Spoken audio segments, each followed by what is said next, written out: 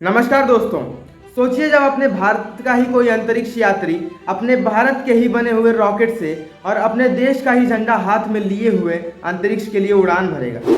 वो गौरवान्वित पल सिर्फ एक मिशन नहीं होगा दोस्तों, बल्कि भारत की उपलब्धियों की तरफ बढ़ता एक बड़ा कदम भी होगा। दोस्तों ये है मिशन गगनयान, भारत का पहला मानव अंतरिक्ष मिशन, जिसे सक्सेसफुल करने के लिए और सफलतापूर्वक लॉन्च करने के लिए इसरो ने अपनी पूरी जान लगा दी। आज हम जानेंगे इस मिशन का मकसद क्या है, इसके पीछे क्या क्या तकनीकें हैं और इससे हमारे देश को क्या लाभ होने वाला है। आखिर कब तक उड़ेगा हमारा गगनयान।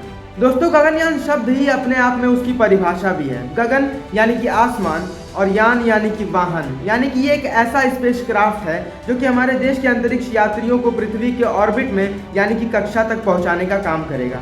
इसरो यानी कि भारतीय अंतरिक्ष अनुसंधान संगठन का ये जो प्रोजेक्ट है वो 2027 में लॉन्च होगा और इसका मेन ऑब्जेक्टिव ये है कि हम भारत को उन कुछ चुनिंदा देशों की सूची में शामिल करना चाहते हैं जिन्होंने मानवों को सक्सेसफुली यानी कि सफलतापूर्वक अंतरिक्ष में भेजने का काम पहले कर चुका है। गगनयान का लक्ष्य केवल इंसानों को अंतरिक्ष में भेजना नहीं है, बल्कि भारत की मानव युक्त स्पेस टेक्नोलॉजी को विकसित करना, नए लाइफ सपोर्ट सिस्टम और कंट्रोल मॉड्यूल्स को डेवलप करना भी है। इसरो का कहना है कि इस मिशन के जरिए भारत अपनी खुद की स्पेस टेक्नोलॉजी यानी कि ह्यूमन स्पेस फ्लाइट प्रोग्राम की नींव भी रखेगा और आने वाले समय में इसके कारण न ही सिर्फ भारत अपने एस्ट्रोनॉट्स को यूनिवर्स में भेज पाएगा, अंतरिक्ष में भेज पाएगा, बल्कि और भी देशों के अंतरिक्ष यात्रियों की भी सेवा कर सकता है। यानी इंडिया बनेगा स्पेस इकोनॉमी का ग्लोबल प्लेयर। में 3 भारतीय अंतरिक्ष यात्री, जिन्हें इसरो स्पेसिफिकली व्योमनॉट्स भी कह रहा है, वह अर्थ की लोअर ऑर्बिट में जाएंगे लगभग 400 किलोमीटर ऊंचाई तक और वहां से 3 दिन रहने के बाद सुरक्षित पृथ्वी पर वापस लौटेंगे।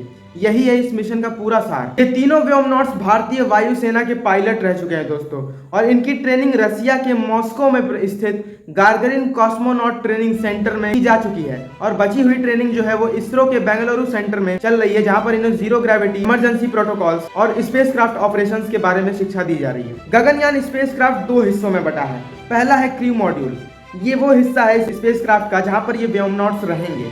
दूसरा है सर्विस मॉड्यूल, जहां से इस स्पेसक्राफ्ट को पावर, प्रोपल्सन और सपोर्ट सिस्टम मिलेगा। इसे टेक ऑफ कराने के लिए भारत का सबसे आधुनिक और सबसे पावरफुल रॉकेट यूज में लिया जाएगा, जो कि LVM-3 है, यानी कि लॉन्च व्हीकल मार्क 3। इस रॉकेट से चंद्रयान 2 और चंद्रयान 3 को भी सक्सेसफुली लॉन्च किया जा चुका है। सुरक्षा के लिए इसरो ने CES यानी कि क्रू एस्केप सिस्टम का भी डेवलपमेंट किया है। ये एक ऐसा सिस्टम है कि अगर लॉन्च के समय पे कोई भी अनहोनी या फिर कोई भी टेक्निकल फॉल्ट होता है तो ये जो सिस्टम है ये क्रू मॉड्यूल को यानी कि क्रू कैप्सूल जहां पर ये व्योमनॉट्स रहेंगे उसको रॉकेट से अलग करके, उसको स्पेसक्राफ्ट से अलग करके एक सुरक्षित दूरी पर ले जा करके गिराएगा। इसरो ने 2023 में ही इसकी पहली अनमैन्ड फ्लाइट टेस्टिंग कर ली है, जो कि बिल्कुल सक्सेसफुल रही थी, और आने वाले कुछ महीनों में ही 2 टेस्टिंग और होने वाली है, TBD-2 एंड TBD-3। इसरो का विजन सिर्फ गगनयान तक ही सीमित नहीं है दोस्तों, बल्कि आने वाले समय में भारत भारतीय स्पेस स्टेशन के भी स्टैब्लिशमेंट के बारे में काम कर रहा है, जिसको हम लोग BAS यानी कि भारतीय स्पेस स्टेशन का नाम देंगे। इसके अलावा इसरो आने वाले समय में चंद्रयान के साथ मानव मिशन करने का और विजन रखता है। इमेजिन कीजिए दोस्तों, वो दिन कितना गौरवशाली होगा हमारे लिए जब हमारे देश के वैज्ञानिक, इंजीनियर और स्पेस एस्ट्रोनॉट्स ये कहेंगे, yes we did it, this is India in space.